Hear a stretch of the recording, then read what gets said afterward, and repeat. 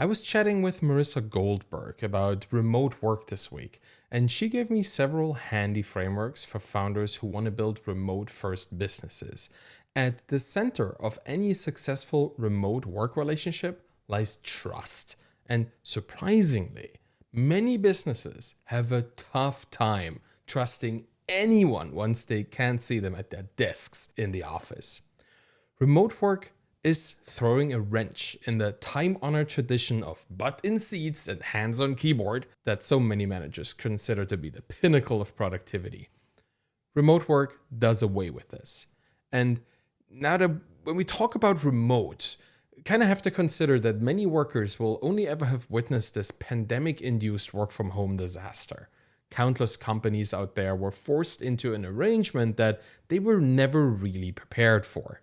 It's not surprising then that they made all possible mistakes, often at scale, and to their employees' mental and often physical detriment as well. But pandemic remote isn't all that remote has to offer.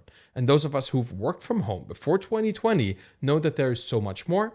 And today is a good opportunity to share a few learnings and a couple frameworks that will make your remote business better. Because remote work can really be amazing. And trust is the reason why. When I worked in an office, my day was full of interruptions. People stopped by my desk, talking about all kinds of things and often ignoring the headphones that I was wearing as a sign of not wanting to be disturbed while coding. When I then took hybrid jobs, I was amazed to find that businesses fall into two distinct groups: those who project the in-office culture onto their remote workers, and those who go remote first. The biggest difference was how these companies dealt with interruptive communication. The traditionalists, they encouraged writing direct messages and then expecting immediate responses, as if you had just walked up to the desk of the person you sent a DM to.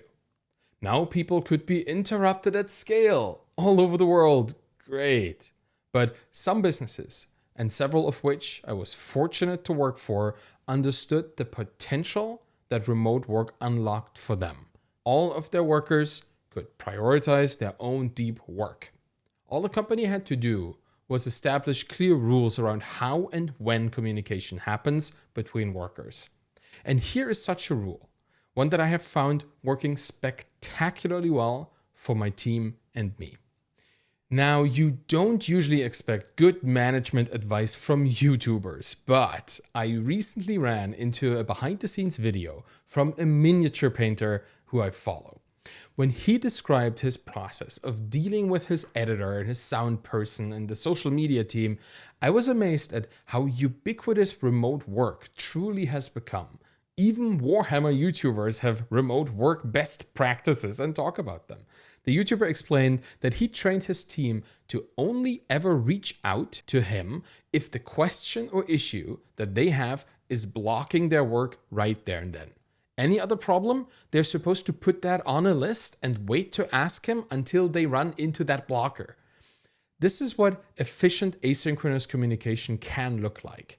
If you build this process in your business, and no matter if you're just dealing with your very first freelance helper or if you have a team of 200 people working for you, you will find that respecting people's deep work starts with delaying sending them potentially interruptive messages.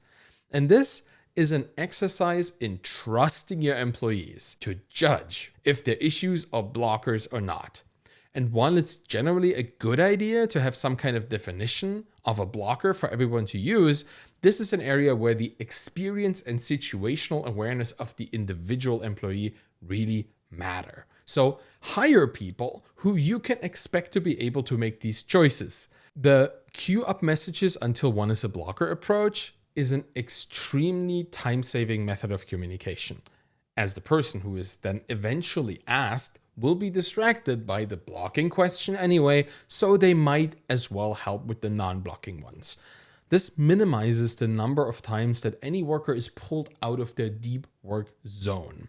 And talking about deep work, remote work is particularly suited for that. In fact, This might actually redefine deep work, or more commonly known as flow state or being in the zone, to not just be about a temporal state, but a location based one as well.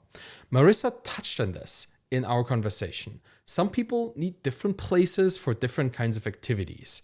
I write best in front of my huge wall of monitors, with Google and my resources right in front of me. That's what works for me. Others, they have a standalone table just for writing, devoid of all technology beyond a pen and a paper. The writing desk of old is making a comeback. Why? Well, because with home offices, we can finally design the space to fit the worker and the work, not the other way around. If I need a daybed to take power naps because my brain needs them, well, I can have that. If I want to play my guitar while I brainstorm new article ideas, it's right here, next to my desk, ready to be strummed. Imagine that in a regular office, the ensuing chaos would be hilarious, and probably as hilarious as it would be detrimental to the overall productivity. But the moment every worker has their own space, the whole becomes greater than the sum of its parts. We build offices that uniquely suit and amplify our skills. So if you hire employees long term, consider giving them the expressed freedom and budget to make their home office a better place for deep and uninterrupted work. And please, for the love of all that is holy to you, stop supervising the screens of your remote employees while they work. If you're not doing that right now, congratulations, you're a sane human being. However, if you are of the opinion that you need to check every 5 minutes if your employee is working, you might be focusing on the wrong things. And fortunately, there is a way out. When communication is asynchronous and centered around allowing for deep work, well, you can expect that people won't spend their full day in front of their computers. In fact, that was already a stupid idea in the office.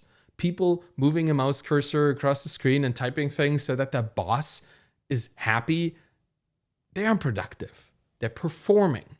Real work, and particularly knowledge work, happens in bursts and at random times.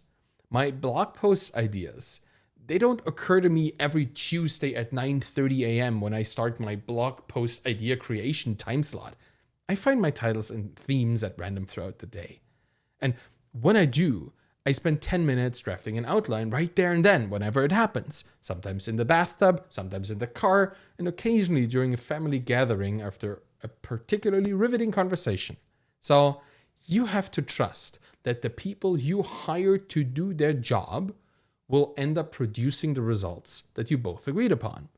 And that's really what matters here. The result, not how long they spent in front of their laptops. If you expect a fully edited video by Friday, well, you check on Friday. Don't check in 20 times during the week. That will actually delay what you want to be done. And it's obviously fine to micromanage a little bit more during onboarding of a new hire, just to be clear about this, but people are quite capable of structuring their own time pretty quickly. So this doesn't need to last long. Because after all, what are they going to do? Hide the fact that they didn't do the work? Well, either there is a finished video on Friday or not. Either they fulfill their agreement or you find someone else. Results matter. And how your workers get there is up to them. So instead of forcing remote workers to clock in and be present, just establish clear deliverables, realistic deadlines for them to deliver them, and regular check-ins afterwards to make sure you both get what you need. It's all about the process we establish here. That is company culture for a remote team. Instead of being forced into small talk and having lunch with their coworkers, employees will identify much more with what the company is trying to accomplish and how well employees are treated to get to that goal. Culture is about process and the mission now, not uniforms and who gets the corner office. Those days are over. Remote work is here to stay. We might just as well build our businesses in a way that facilitates this and allows for a productive and empowering relationship between employer and employee. The future of remote work is built on mutual trust. And as an employer, you want to know that your workers love doing what they do and are capable of designing their day and their spaces to get things done. Now, as an employee, you want to trust that your boss won't feel the need to spy on your screen and allows you ample opportunity to work in accordance with your own unique personal, physical, and social needs. Personally, I love this. As a creator working with other creators, I know that the people who work with and for me have high ambitions and are extremely skilled. I don't need to supervise them. I give them clear and aspirational instructions, and they tend to surprise me with amazing work beyond what I asked for almost every time. That is the power of trust in remote work.